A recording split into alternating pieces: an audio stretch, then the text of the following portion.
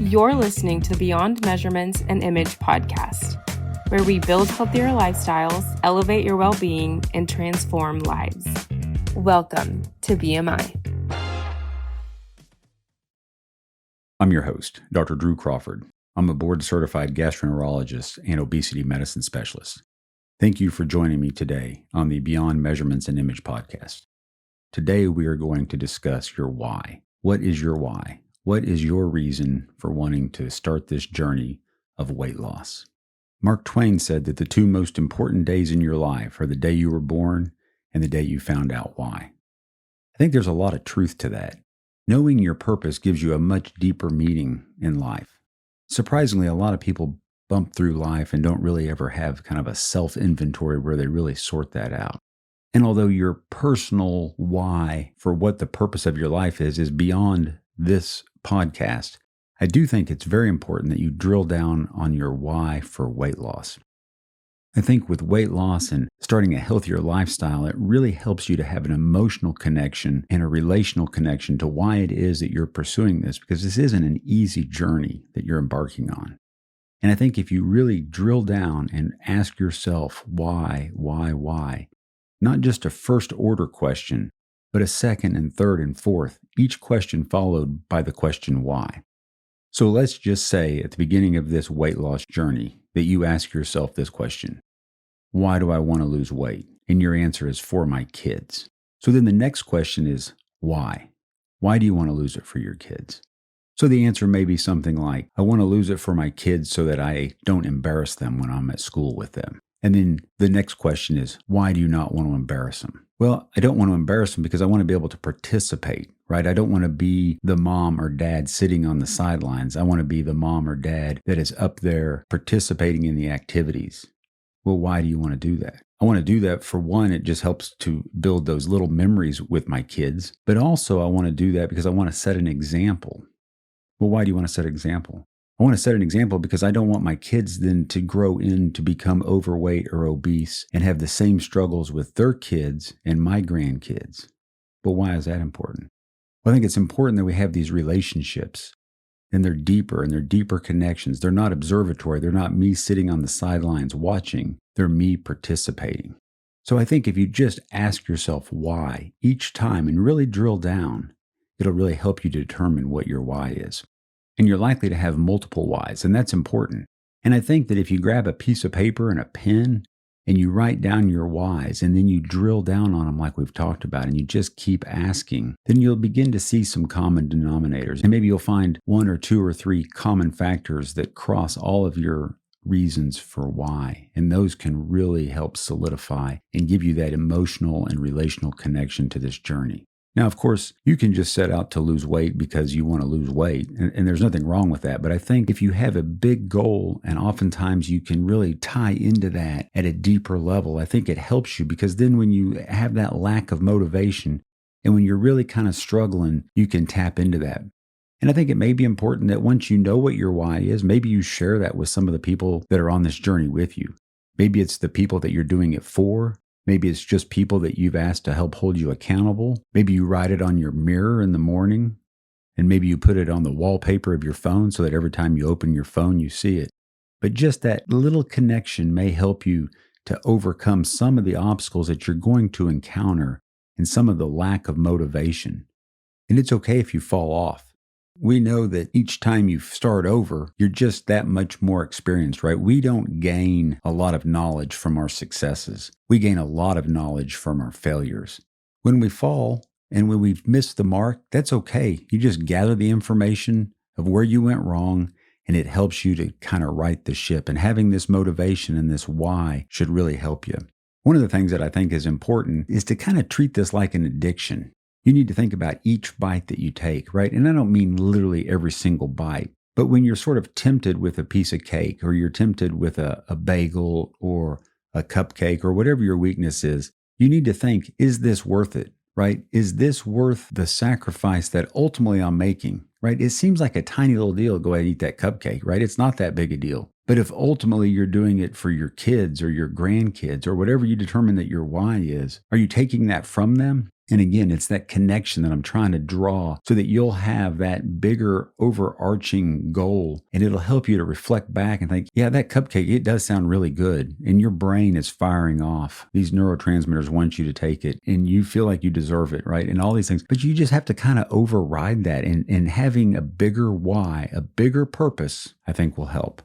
So let's talk about some of the potential whys. There's no right or wrong reason to go down this journey. It's all dependent on you. It's what you want. It's what you think is best for you. But let's talk about it. So let's talk a little bit about kids, right? If you have kids, that can be a huge motivating factor for the reasons that we already discussed, right? I think participating in your kids' lives is so much more valuable than standing on the sideline and watching. Now, sometimes your kids don't want you to do that, but you want to be able to do that.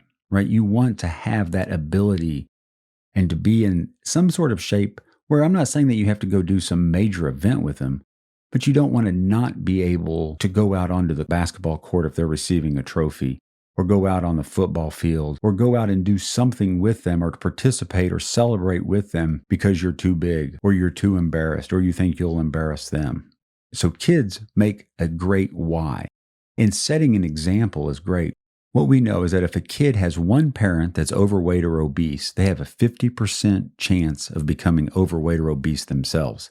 And if both of their parents are overweight or obese, they have an 80% chance.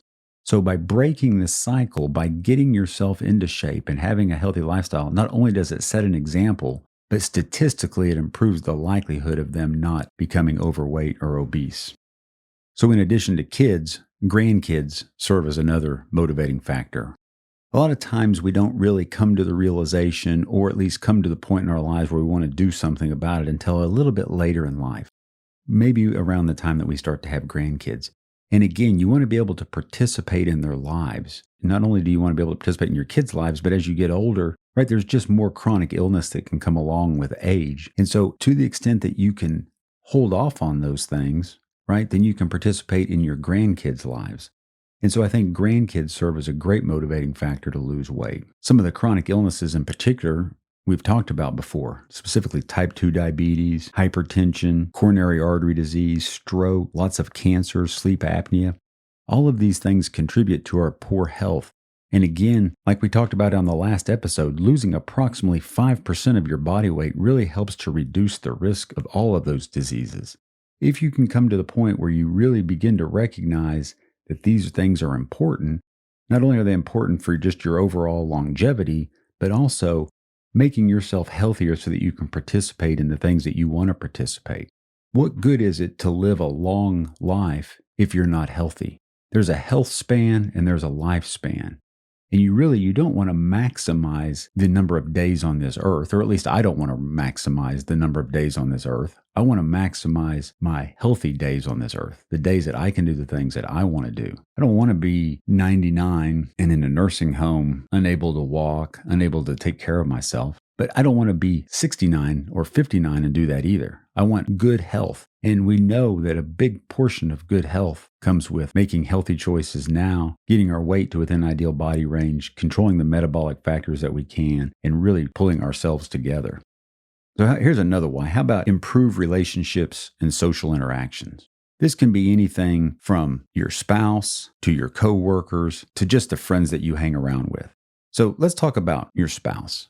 When we get married, oftentimes we're younger, we probably look better, we're in better shape, we're more active, and then life happens. We put on weight, we have kids, we get sort of caught in the rat race of jobs, and we don't take as good a care of ourselves, and we begin to put on weight, and we don't sleep as well because we're raising the kids. And all this has a deleterious effect on our physical person, in that we begin to take on some chronic illness. But also, as you get bigger, what we know is that, over time we put on that weight. And although your spouse likely loves you just as much, they may not be as attracted to you anymore, or they may not desire you in the same way. And that's important, right? That portion of a relationship is as important as any part, right? And so we have to do our part to take care of ourselves, to make ourselves look good for our spouse.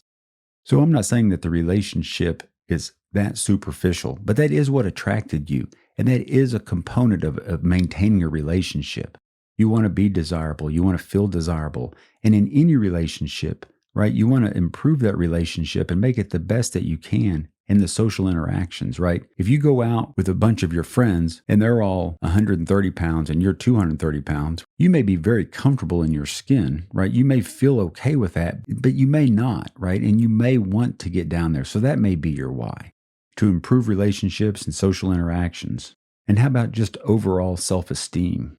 That's not to imply that people that are overweight or obese have low self-esteem, but we do know when we look at the studies, there does tend to be a higher level of depression and higher levels of low self-esteem in patients that are overweight and obese. Improving self-esteem may be one of the motivating factors. It may be one of the whys.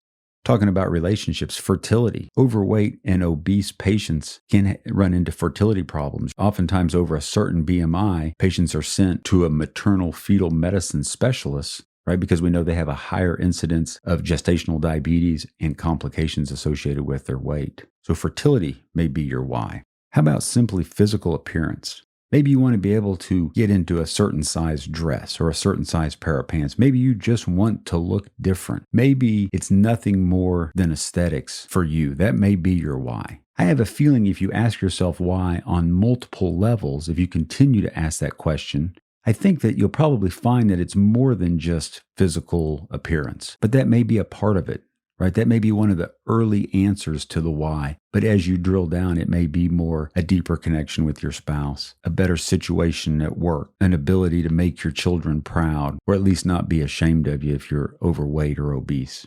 Physical appearance may be part of the answer. It may be all of the answer. It doesn't matter what the answer is, but it's something to consider.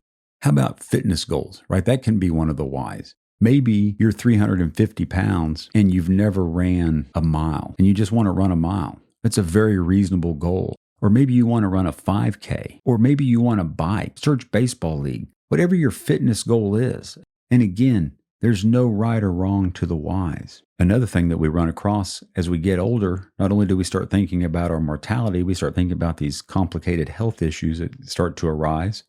And we start to realize that some of these can be reversed by losing weight. Some of them can be headed off if you catch it early enough. But you might think about retirement. You know, we work so hard. We spend so many years saving our money, doing the right things, taking the promotion, working harder. And a lot of those very choices lead to our poor health. But we do all that so that ultimately we can enjoy our retirement.